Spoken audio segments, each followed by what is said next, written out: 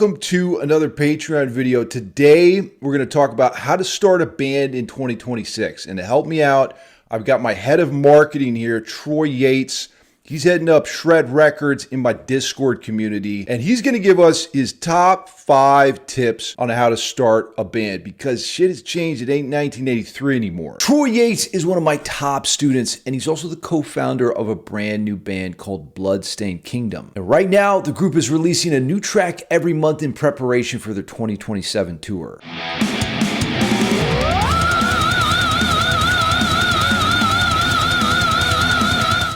Number one tip. It's only one and it's just the tip, but it's big and it's important. Define what it is you want to do and define your goal. Is it going to be local? Do you want to tour overseas? Do you only want to do festivals? Do you want to play at the Wings and Things place on a Tuesday night? The V word, like come up with a vision.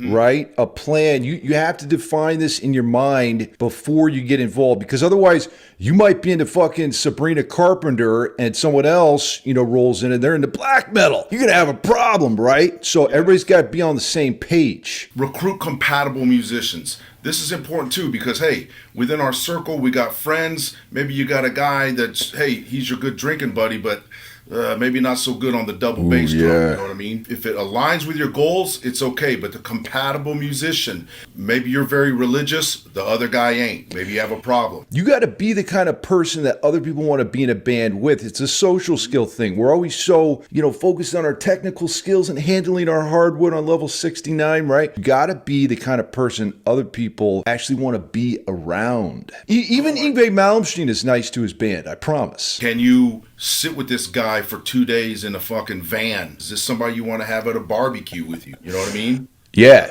The hang is just as important as playing the music. Hit me with number 3. What do we got there? So we got band logistics. This is where you're going to lay out everything like, hey, who's in charge of this shit? Who's running the show? Is it 50-50? So in Bloodstained Kingdom, it's me and Mead, 50-50. Now, the other band members, they have a voice, but there has to be somebody that clearly says, hey, I'm running the show. So, like, and that's important because if not, there might be other riffs. Like, hey, we can write riffs all day, but not all of them fit into the Bloodstained Kingdom, right? They might fall into the bucket that I have. Dude, a band is a business, isn't it? Yes. And you've got to avoid future conflict, the C word. You got to be thinking about, like, okay, intellectual property, who owns what, how are we going to contribute? Otherwise, people get fucking hurt feelings. They get butt hurt, and that's the last thing you need. Let's say I'm in the Shred and the Maniacs band, right? And then we're sitting around after rehearsal, everything's going good. Hey, Shred, what's up, bro? That was awesome. And then then the drummer says, hey, Shred, do you think you could pay us a little more? I only got $4.20 on the last cut. Right, you guys got paid? I've been doing this shit for pizza. Like, what the?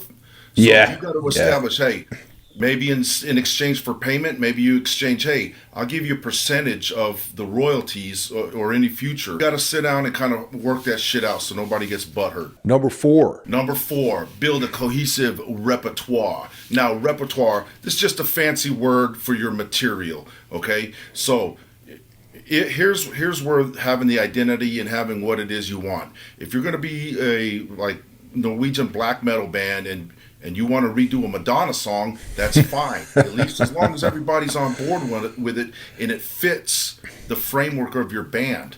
Because you don't want to be kicking ass with some, blast beats and then all of a sudden the next song comes up and... Like what I always suggest is to have some covers in your arsenal. Don't just do originals, because what you need is a reference point for people to become familiar with you, right? A lot of times they won't even give you a chance unless they're like, oh shit, I know that song, right? That's right. So having some of those, especially as you're just starting out, right? Just work on some covers, something relevant to what you're doing so that people can be like, oh shit, okay, he's part of this whole clique. Number 5, start playing out. Now, this is why, many of us want to play. So now you could be, let's just say you're a bedroom guitarist, you still want to play out. You want to share this. Now, I don't recommend you, go on Reddit and say, hey man, how's my shit sound or whatever. Fuck that. Get it out. This is unique to you. Don't be ashamed of it. Don't be afraid. Don't worry. What you make, it's not going to be for everybody, but there's going to be a group out there that's going to appreciate what you're doing. So if you're a bedroom guitarist, if you're playing local, if you want to go overseas, international, whatever it is, you just make sure you get your stuff out there. Now, in the case of my band, you'll run into people that say, "Hey, man, my friend runs the Wings and Things down the place, down the street. We can play there on Wednesday." That doesn't fit into my overall plan. I'm not looking to do that. You ain't going to get the head of Capitol Records knocking on your door after you write a song and keep it on your hard drive, right? That's right. You got to eject that shit, ejaculate it into the world. It's got to spread. And only once you get some momentum there are other people going to take notice, right? As we kind of wrap it up here, like you think about this is almost like dating online. We used to meet people on, or in real life rather, IRL shit. Now it's all online. That's why, we've got my Discord community. Troy's a part of that. Yep. There's a ton of talent. That's why I'm calling it Shred Records now, because there's so many guys you can link up with. That is a big hurdle for people. It's like, how do I start? Where do I begin? Where do I meet the kind of people that could be potential future band mates? And the answer is the fucking internet, right? You can get on Zoom, you can jam, you can trade ideas. You have to shift your thinking to the new world order. Thank you for joining me today. And if you guys have questions on how to join a band, how to start a band, anything that has to do with band stuff, of course you have access to guys like Troy in Discord, which is insane. So if you're not on Discord, definitely get on with the link below and let me know if you want to hear more content on how to start a band. Shred till you're dead.